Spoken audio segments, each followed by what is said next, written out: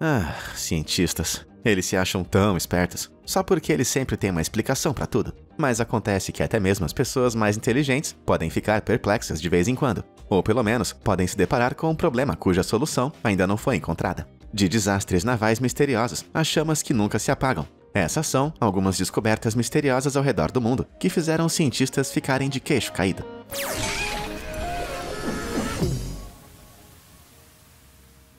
Corredor para lugar nenhum. De um modo geral, quanto mais antiga uma coisa é, menos novidades e surpresas ela pode oferecer. Não acredita em mim? Então tenta fazer uma dancinha de TikTok do ano passado em alguma festa por aí e veja se alguém vai achar graça. Mas pensando bem, não existem muitas coisas feitas pelo homem na Terra que sejam mais velhas do que a Grande Pirâmide de Gizé. Não me entenda mal, ela é muito legal. Mas considerando que ela está por aí há quase 4.600 anos, ela não deve ter mais nenhum segredo tão surpreendente assim escondido. Ou será que tem? Há poucos anos, egiptólogos anunciaram que eles tinham descoberto algo que eles chamaram de Grande Vazio na pirâmide. O Grande Vazio consiste de um espaço vazio de cerca de 30 metros de comprimento e mais de 70 metros acima do chão. Isso é o que a maioria das pessoas normais simplesmente chamaria de corredor. Mas parece que esses egiptólogos têm mania de querer inventar esses nomes maneiros. Essa descoberta é estranha por dois motivos. Primeiro, como eu disse antes, essa pirâmide é muito velha, e acreditava-se que cada canto e fresta já havia sido explorado. E segundo, ninguém sabe para que propósito esse grande vazio foi feito. Mais estranho ainda, o corredor vazio estava bloqueado por uma grande pedra de granito. Então, esse não era apenas um grande vazio, e sim um grande vazio secreto. E ninguém tem a menor ideia de por que ele foi mantido em segredo. Mas não se preocupe, eu não vou dizer que o grande vazio tem alguma coisa a ver com aliens. É provável que eles estivessem muito ocupados naquela época, construindo o Monte Rushmore. Além do arco sangrento.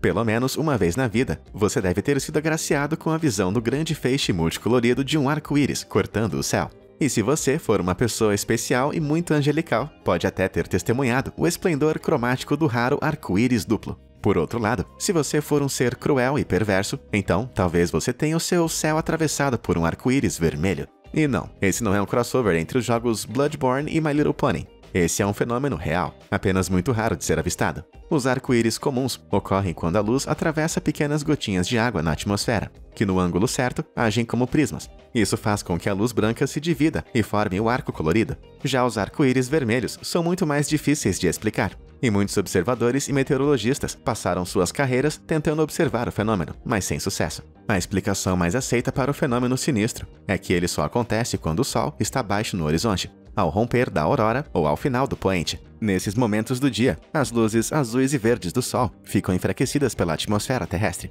Então, quando a luz refrata pela água na atmosfera, ela acaba atingindo o que seria um belo arco-íris, em um tom de carmim lúgubre. Uau, isso é incrível! Talvez as empresas que fazem cereal matinal de arco-íris devessem lançar uma versão especial que tinge o leite de vermelho. Terror em Tunguska.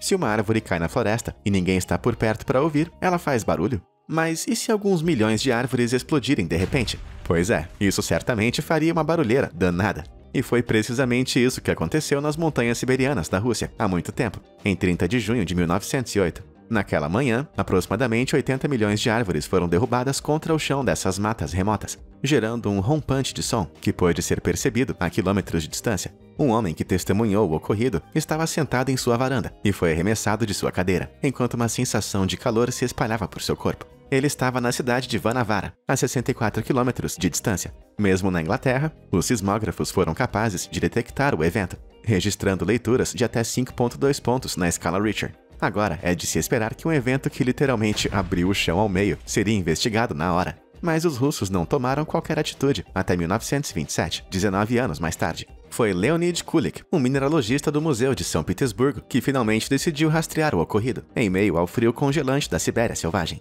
E o que ele descobriu foi surpreendente. Mais de 2.000 km² de árvores haviam sido derrubadas a partir de um único ponto. A teoria de Kulik era que aquele deveria ser o ponto de origem da explosão, que muito provavelmente foi causada pelo impacto de um meteoro. Mas só tinha um probleminha nessa história. A pedra não deixou sequer um vestígio para trás. Parecia quase como se as árvores tivessem apenas se cansado e decidido que não iriam mais ficar de pé. A melhor explicação oferecida até hoje é que a explosão foi causada por uma rocha espacial que explodiu antes de atingir o chão. Estima-se que a rocha tinha mais ou menos 37 metros de diâmetro e pesava 100.000 toneladas, que é 4 vezes o peso da Estátua da Liberdade, e que ao entrar na atmosfera deve ter atingido uma temperatura em torno de 24.700 graus Celsius. Todo esse calor, combinado com a rápida mudança na pressão atmosférica, resultou numa explosão com força equivalente a 185 bombas atômicas, e um barulho quase tão alto quanto os espirros do meu pai. Mesmo assim, dada a natureza misteriosa desse evento, essa é apenas uma teoria para explicar o que aconteceu.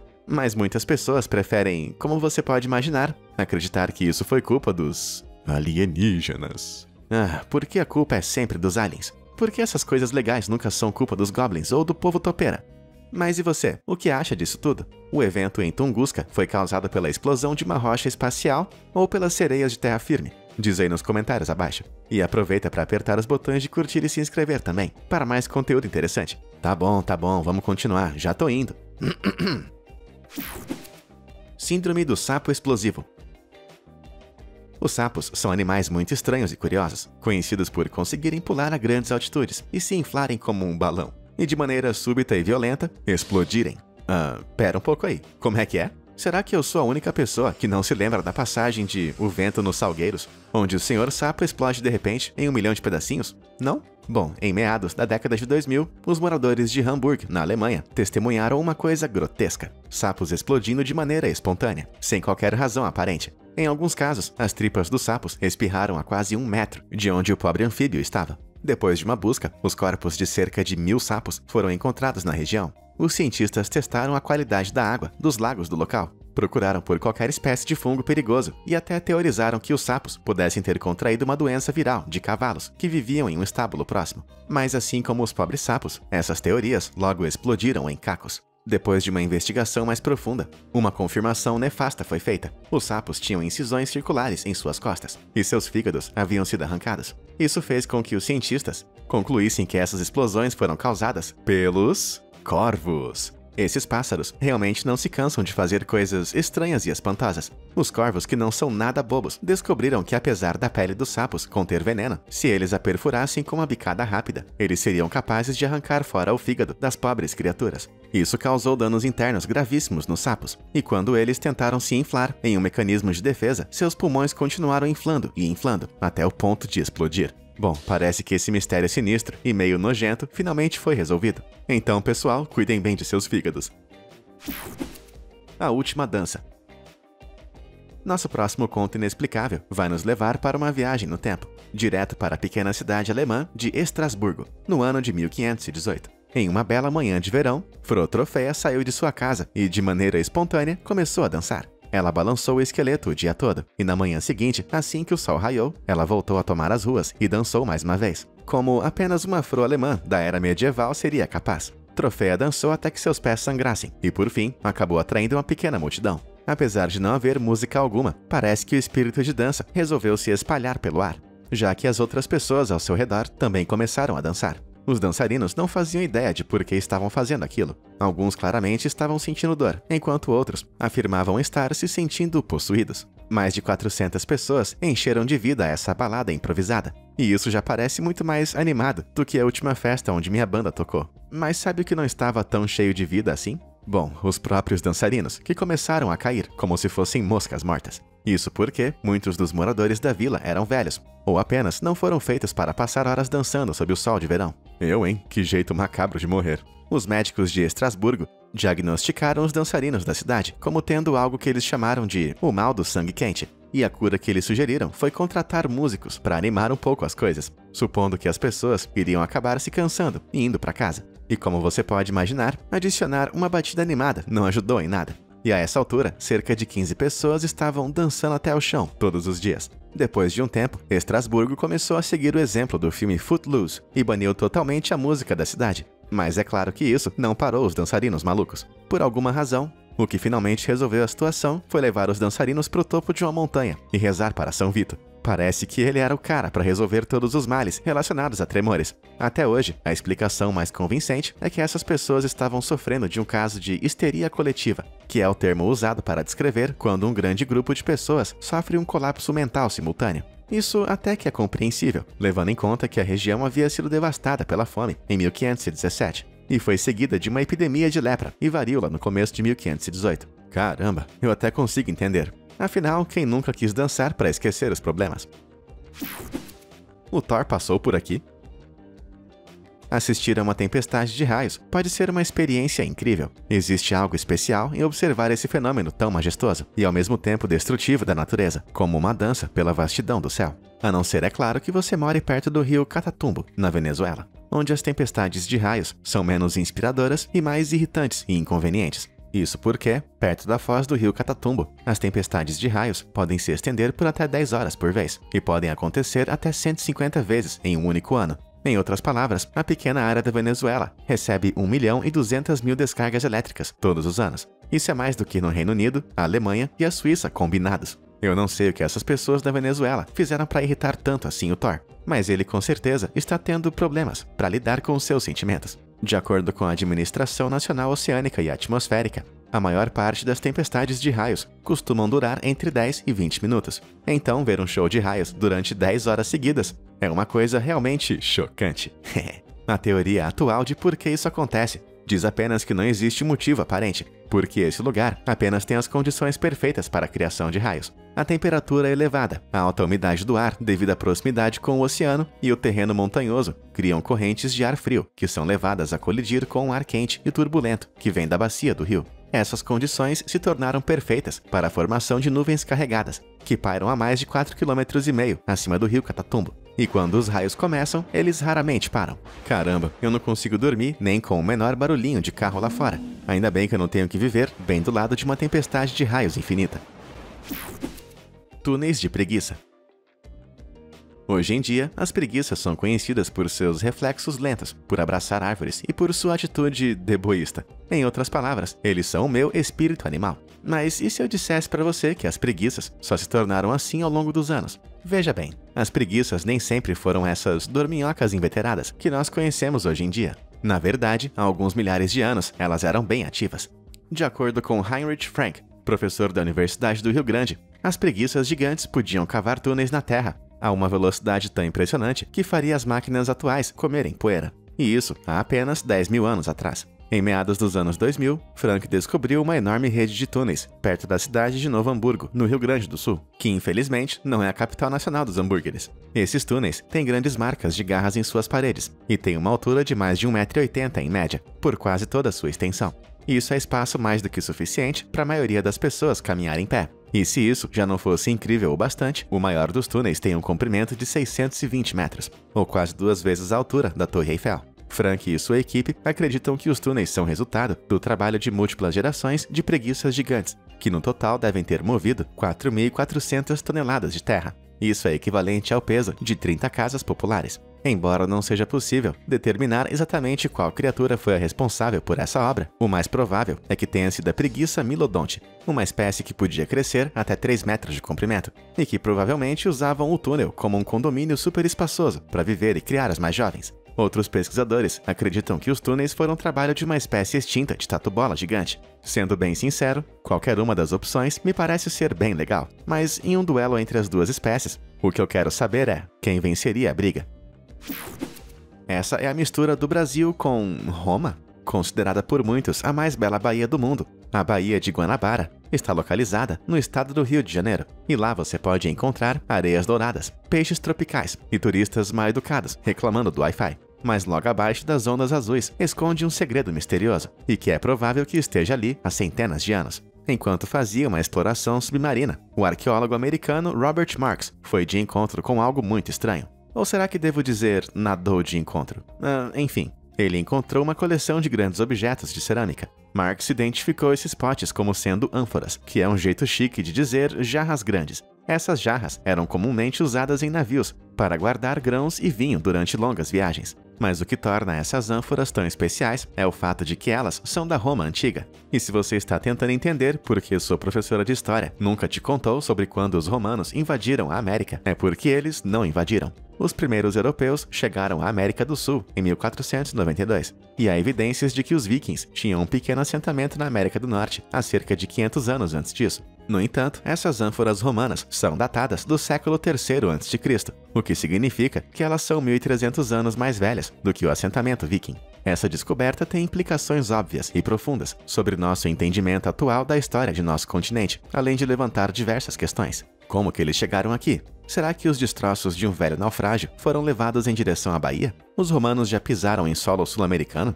Pouco depois de ter feito a descoberta, Marcos foi proibido de entrar no Brasil, além das explorações subaquáticas terem sido proibidas em todo o país. Embora eu ache essa uma evidência convincente de que o governo está tentando esconder a verdade sobre as sereias, acredita-se que o país está apenas tentando preservar o mito de que o território foi descoberto pelos portugueses. Na verdade, essa teoria não é tão maluca assim. A chama eterna. Se eu dissesse para você que nossa história de agora é sobre uma coisa chamada a chama eterna, talvez você pense que eu irei falar sobre o próximo filme de Avatar. Mas a chama eterna não é um fenômeno que acontece em Pandora, e sim no Parque Nacional de Chestnut Ridge, que fica no estado de Nova York. Situada debaixo de um curso d'água, localizado no fim de uma pequena trilha, a chama eterna queima tímida dentro de uma pequena caverna. A água cristalina correndo diante da entrada faz com que o lugar pareça bem confortável. E parece que o fogo foi aceso por campistas apenas momentos antes. Mas, de fato, é provável que a chama eterna esteja queimando dentro da caverna há milhares de anos. Embora seja impossível ter certeza, dizem que a chama foi acesa pela primeira vez pelos nativos americanos, há mais de 1000 anos atrás. A chama pode parecer pequena, mas levando em conta que eu não consigo nem manter um fósforo aceso tempo bastante para acender cada uma daquelas velinhas individuais do meu bolo de aniversário, ela ainda parece bem incrível. Mas a chama eterna não é a única labareda permanente queimando na Terra. E a mais conhecida e extravagante deve ser a cratera Darvaza, no Turcomenistão, que recebeu o apelido bastante apropriado de Portões do Inferno, por motivos bem óbvios. Acontece que, por mais imponente que Darvaza possa parecer, pelo menos nós conseguimos entender o que acontece por ali. A cratera fica localizada precisamente em cima de uma grande reserva natural de gás metano, que acabou pegando fogo e segue queimando desde então. Mas o que faz a chama eterna ser tão incrível é o fato dos cientistas não conseguirem explicar com certeza a sua causa. Antigamente, acreditava-se que a chama era alimentada por um depósito subterrâneo de minerais muito antigos e extremamente quentes, que contribuíam para a produção do gás natural.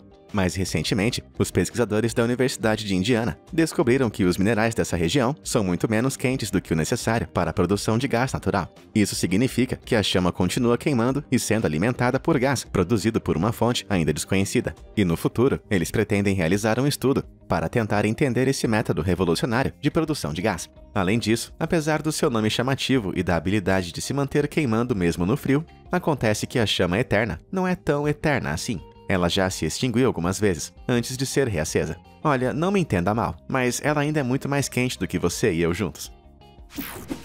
As Três Baleias.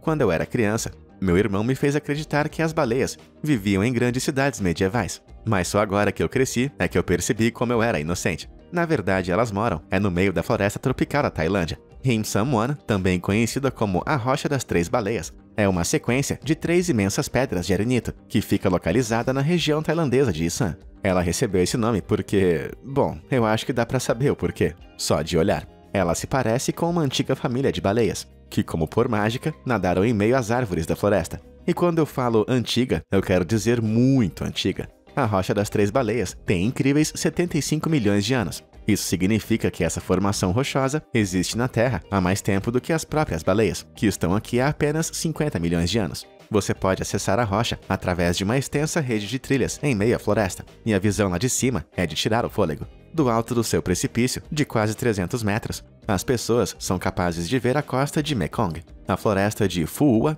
e as montanhas Pak Kading, no Laos. Mas é preciso tomar muito cuidado quando se está lá em cima, já que não existem guarda-corpos. Embora a região fosse pouco visitada por turistas até o final dos anos 2010, o local é conhecido pelos monges budistas há muito tempo, e algumas de suas cabanas velhas ainda podem ser encontradas nas proximidades. Ok, mas como é que essa imensa estrutura de arenito acabou saltando do meio da floresta? Bom, isso ainda é meio que um mistério. O arenito é formado quando pequenos grãos de mineral, como o quartzo e feldspato, são compactados por milhões de anos. Acontece que a Tailândia tem uma abundância desses materiais por todo o país, e isso explica a composição do arenito nas rochas. O que não está claro é como esse material foi compactado em um formato tão específico, enquanto o resto da floresta cresceu ao seu redor. Talvez as baleias estivessem apenas procurando por um delicioso rodízio de krill de pedra por aquelas redondezas.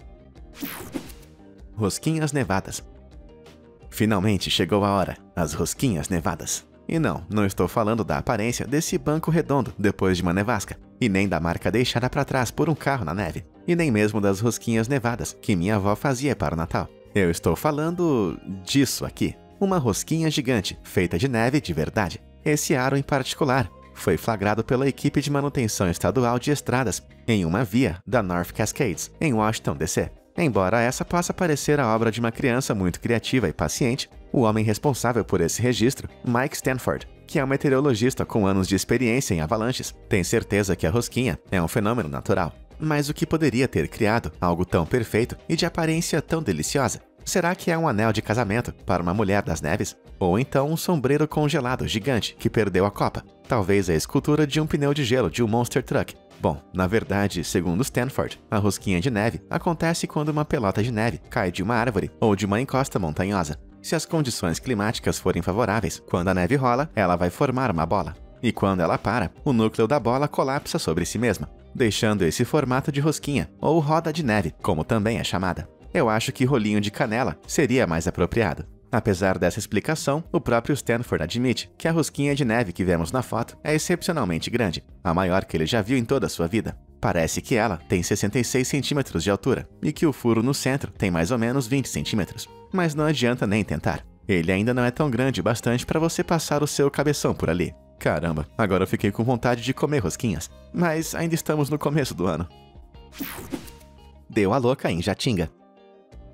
Existe um velho ditado que é mais ou menos assim: aves da mesma plumagem se suicidam juntas. Ou pelo menos é assim na pequena vila de Jatinga, na Índia. Durante a maior parte do ano, Jatinga não passa de um pequeno vilarejo paradisíaco e idílico, de apenas 1.200 habitantes. No entanto, de agosto a setembro, esse humilde lugar testemunha um verdadeiro banho de sangue de aves. Durante esses 2 meses, os moradores locais penduram lanternas em mastros, o que atrai os pássaros como se fossem mariposas para uma chama. As aves vão flutuando, como que hipnotizadas em direção às lanternas. Algumas se machucam seriamente, ou até mesmo acabam perdendo a vida, enquanto que outras são resgatadas durante a queda pelos moradores locais. Esse fenômeno em Jatinga só ocorre por um período limitado de tempo, e o que o torna ainda mais estranho é que ele não acontece apenas com uma espécie de pássaros meio burros, mas com uma ampla variedade. A princípio, acreditava-se que podiam ser aves migratórias, que acabaram se confundindo facilmente com os arredores desconhecidos. Mas uma investigação mais profunda revelou que a maioria das aves que exibiam esse comportamento era local e já acostumada com a região. A única pista que os cientistas têm atualmente é que a maioria dos pássaros afetados é diurno, ou seja, eles são geralmente mais ativos durante o dia, mas por algum motivo são compelidos a voar por aí à noite e acabam se envolvendo em acidentes, como um bando de motoristas bêbados por alguns meses em Jatinga. De acordo com uma fonte anônima, durante esses 2 meses em que acontecem esses acidentes com as aves, as pessoas que vivem ali se alimentam muito melhor. Eca! Essa história tem algumas semelhanças com a da ponte Overtoun, da Escócia, de onde os cães parecem não hesitar em saltar. Desde os anos 1950, mais de 600 cãezinhos confusos se atiraram da ponte, a maioria resultando em um fim trágico. A principal teoria aqui é que as árvores e plantas próximas à ponte camuflam a altura real da queda. Além disso, alguns sugerem que o cheiro de pequenos animais, como o vison, próximo à ponte, pode incitar os cães animados a fazerem o salto arriscado da beira da ponte. Mas isso não passa de especulação, já que alguns caçadores locais já até disseram que nem sequer existem visons naquela área. Cara, eu tô começando a me sentir mal por aqueles pobres cachorros escoceses e aves de Jatinga. Talvez a gente devesse pensar em abrir uma clínica de saúde mental para os animais. Você sabe, pro caso daqueles cãezinhos estarem precisando de alguém para dizer a eles o quanto eles são bons garotos. Tá chovendo peixe?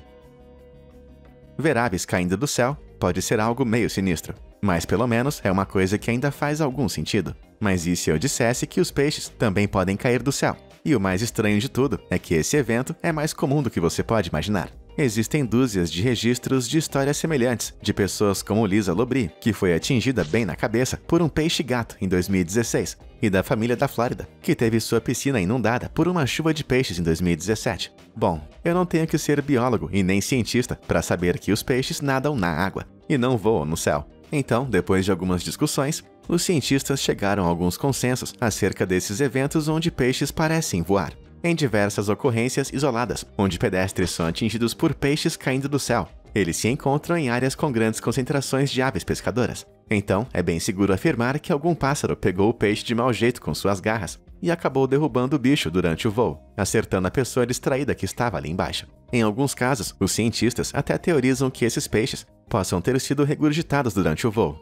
Que nojo! Como se ser atingido por um peixe não digerido em queda livre já não fosse ruim o bastante. Mas enquanto essa pode ser uma explicação plausível para casos mais isolados da queda de um único peixe, há casos em que dúzias de peixes caíram do céu. E essa explicação não cobre esses casos. O mais provável nessas situações é que ventanias violentas, trombas d'água e correntes de ar ascendente arremessem os pobres animais no ar, onde eles passam alguns segundos de pura confusão e pânico, antes de serem atirados no chão com violência. E embora as tempestades possam ser inconvenientes para nós, porque o trânsito sempre acaba ficando engarrafado, imagina só como esses peixes se sentiram depois de serem jogados pra lá e pra cá. Bom, eu acho que isso é tudo por hoje. Essas foram algumas descobertas misteriosas que deixaram os cientistas perplexos, pelo menos até eles encontrarem as respostas. Mas diz aí nos comentários, qual dessas coisas deixou você mais confuso? Muito obrigado por assistir e até a próxima!